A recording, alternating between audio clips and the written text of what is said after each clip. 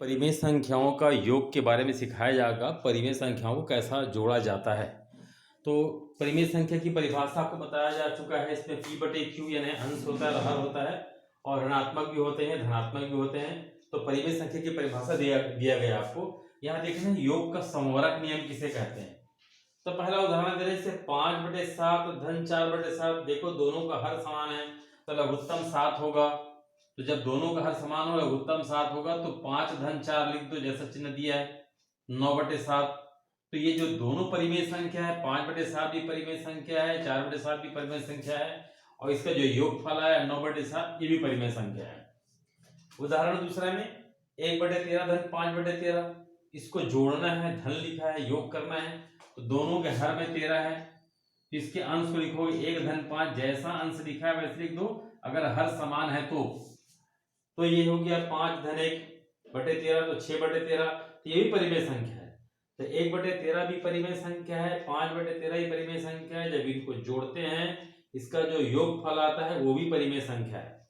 इस तरह से इन दोनों से ये निष्कर्ष निकला है कि दो परिमेय संख्याओं का योगफल सदैव एक परिमेय संख्या होती है। इसे योग का समवर्ग नियम कहते हैं। योग का ये समवर्ग नियम कहलाता है। दूसरा, योग का क्रम विनिमय नियम। क्रम विनिमय नियम पहला उदाहरण देखिए, 4/3 धन 1/3, दोनों के हर समान है, 3 लघुत्तम निकालेंगे तो अंश को लिख दो 4 धन 1। जब हर समान है तो अंश को लिख दो चिन्ह सहित 4 धन 1, ये हो गया 5/3। पलट देना है संख्या को, 4/3 धन 1/3 था, अब 1/3 धन 4/3 करो तो इसका भी लघुत्तम 3 आएगा, इसका भी अंश में 1 धन 4 हो गया 5/3। तो इन दोनों में क्या मिला कि इसके क्रम को पलट दिए हैं, 4/3 धन 1/3, आंसर आया 5/3। अब 1/3 को पहले कर लिए, धन 4/3 किए तो भी आंसर आ रहा है 5/3। अर्थात क्रम बदलकर परिमेय संख्याओं को जोड़ने से भी उनका योगफल समान आता है। क्रम बदल दिए हैं फिर भी योगफल उसका समान आ रहा है। इससे परिमेय संख्या के योग का क्रम विनिमय नियम कहलाता है। इसको हम योग का क्रम विनिमय नियम कहेंगे। ये हो गया दूसरा नियम, योग का नियम। ये योग का साहचर्य नियम। इसमें 3 परिमेय संख्या लेते हैं, जैसे 1/3, 2/3, 5/3। देखो उदाहरण में सरल संख्या लिया जा रहा है, इनका योगफल 2 प्रकार से किया जाएगा।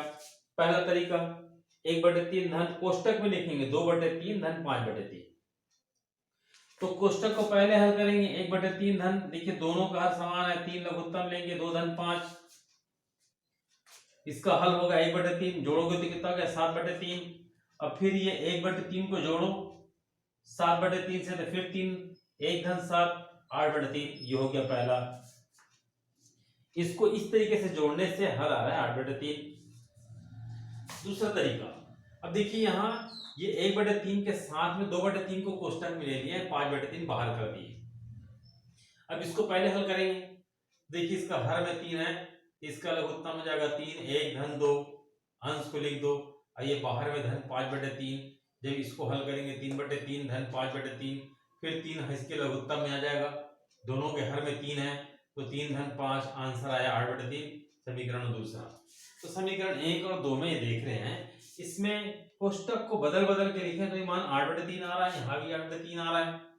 तो समीकरण 1 और 2 से ये कह सकते हैं कि जो तरीका पहला है और तरीका दूसरा दोनों आपस में क्या हो गए, बराबर हो गए। देखिए 1/3 धन कोष्टक में 2/3 धन 5/3, इसका जो मान आया था 8/3।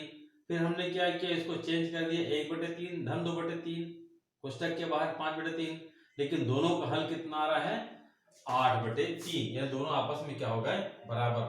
तो अर्थात परिमेय संख्याओं का योग सहचर्य नियम का पालन करता है, ये सहचर्य नियम कहलाता है। इस तरह का जो वो नियम है ये सहचर्य नियम कहलाता है। चौथा, योगात्मक तत्समक नियम।